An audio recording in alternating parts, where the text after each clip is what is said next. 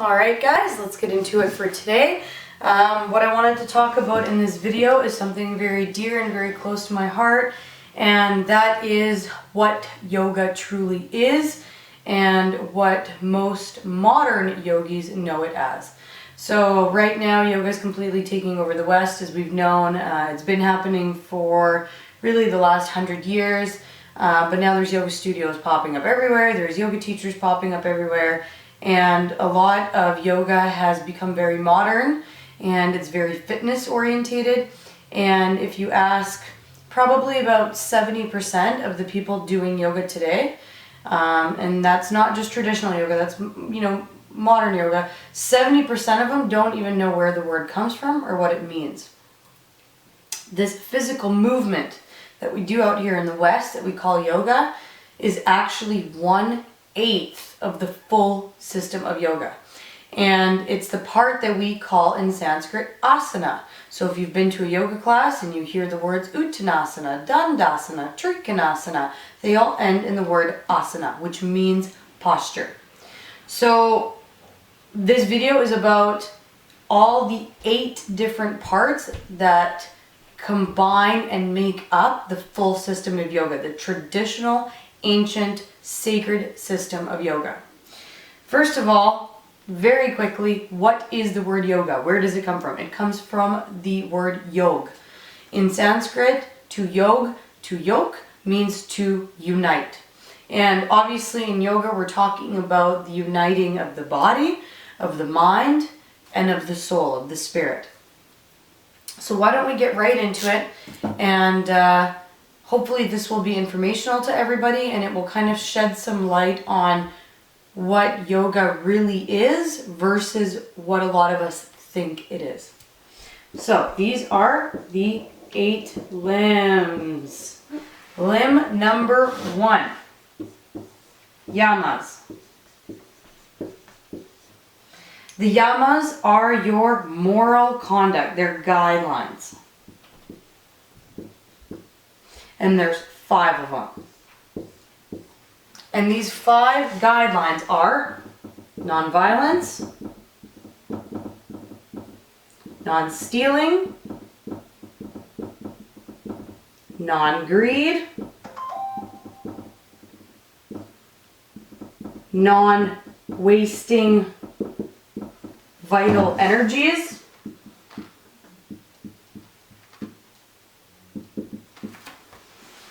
and lastly, and this not wasting vital energies, by the way, this is really about your sexual conduct. So it's about having mindful sex, not sleeping around with everyone, really. I mean, really picking and choosing who you're going to share your vital energy with, because that's so incredibly important to how high you can raise your vibration.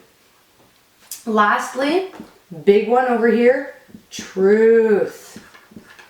Okay? So I'm giving you guys these in English rather than Sanskrit so that we can get through them a little bit faster. Number 2 is your niyamas. So these are also 5 guidelines, but these have to do with your personal conduct. And your personal conduct,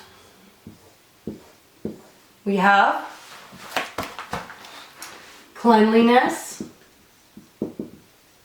be clean outside and inside. Pretty simple. Contentment.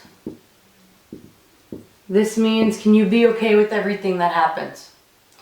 Can you not necessarily be happy, but be content with everything that happens? Know that even the shit, quote unquote, that comes your way is still a blessing from the universe. Something good can still happen from it. Then you have your discipline. After discipline comes self-study, which also means study of the sacred texts, but in our new world today, this also could mean self-development books.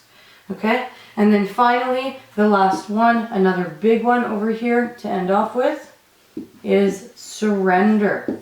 This is a big one because it's all about surrendering to the divine, surrendering to the flow of life, surrendering to whatever the universe brings your way, just letting yourself be without any attachment. These are already some big key insights into what yoga is really about, and we're only 2 limbs of the way through. And none of this stuff is really talked about in class. It is in some classes, of course, but in your modern day kind of fitness, movement orientated yoga class, we don't talk about this stuff. And I don't know if you can tell, but it's pretty important. If more people knew about this and followed this, our world would look like a better place, wouldn't it? Let's move on. If you want to take notes, you can just pause, go back, rewind. I don't have to tell you that we live in a pretty new world technologically. I'm sure you guys know how to do that. Number 3, this is your physical posture. This is what we call asana. These are the poses, and it also meant body control. And way back in the day, there used to be about 10 poses. And it was just like basic stretching poses so that you could sit comfortably in a meditation position. Now there's about 900 and something poses. So, you know, we've come a very far way, and I'm very grateful for all those poses. I'm very grateful for the practice.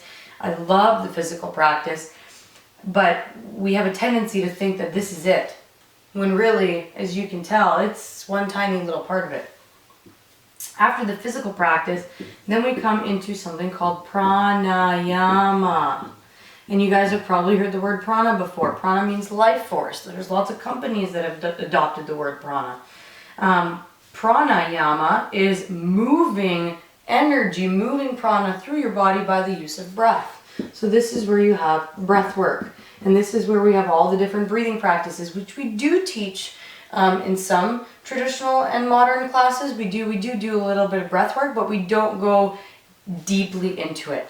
You know, what I would love to do with my students in some of the public classes I teach is I would love to be able to spend 20 to 30 minutes on breath, because it's insanely important. But because of our structure in the modern day world, I may be allowed to spend about 5 minutes on breath work. And generally it's like a little bit of breathing at the beginning of class, a little bit of breathing at the end, but I don't get to get deeply into it as much as I want to. With my public classes, with my privates, it's a little different. Then I get to really kind of concentrate on this. Number 5, we come into pratyahara. So this is something that we don't talk about that much. This is the withdrawal of the 5 senses. And this is huge. You know, this is what most of us think meditation is. A lot of us think that meditation is just, withdraw your 5 senses. Don't think about touching, hearing, tasting, smelling, whatever. Really, that's just like the beginning phases that lead you into true meditation. So withdrawal of the 5 senses, back in the day, we used to do it through, you know, sitting down quietly, doing the breath work, doing what we needed to do to be able to go inside and come away from those 5 senses. Now we have something like sensory deprivation tanks, right? You guys have heard about those float tanks. You go into them, they take away your 5 senses. So now in our modern world, we have a couple of shortcuts to get here, which is kind of cool, and I'll talk about that in some later videos.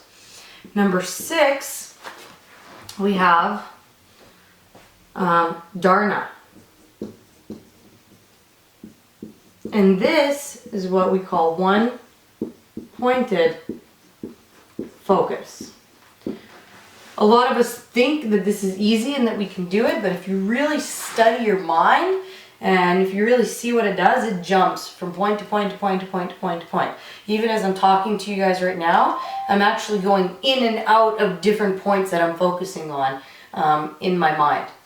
So it's been studied that the human mind, to focus on one thing for more than a couple of seconds, is actually like an achievement, a crazy achievement for most of us.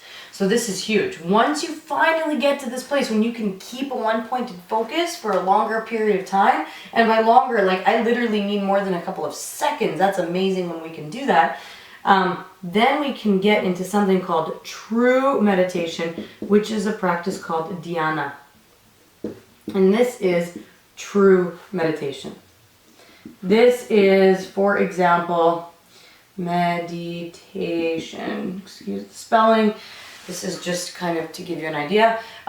True meditation. Take, for example, you're sitting down in a meditative pose.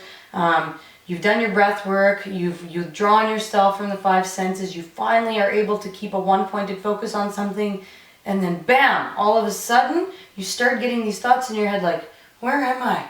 What was I doing? What day is it today? And then you kind of come back into reality, you look at your watch and you realize, oh my God, what have I been doing for the last 10 minutes? That is kind of when you get into here. That's when you sink so far deep under these superficial layers that you go somewhere else. Some of us say that, they know where they're going when they're going to that place. For me, a lot of the times when I step into this place, I don't really know where I go. I just know that I went somewhere and then all of a sudden it's 20 minutes later and here I am in the same spot. And once we're able to do all these, then it comes to the 8 point. And I know I wrote that 8 really weird. Excuse my phone for ringing in the middle of the video. Okay, cut back to last point over here. This is samadhi.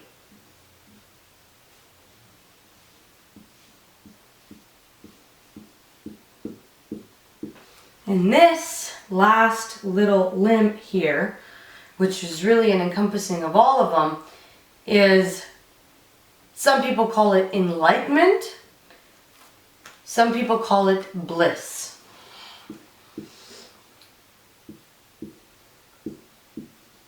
So when you've mastered these 7 limbs, then we say that you get to live in bliss. You get to live in the state of knowing. If you found this helpful, if you found this inspirational, if you found this to strike something in you that makes you want to go search more and dive deeper into this, then by all means, please subscribe. Please share this video with your friends. Write any comments you want to write me. Find me on Facebook. Get in contact with me. If you want to chat more about this, I would love to. This is what I do for a living, so I would absolutely love the opportunity to sit down and talk to anybody about learning more and learning how to apply and use some of this stuff in your own personal life to help you succeed and to help you raise your vibration. Thank you very, very much for listening. Namaste.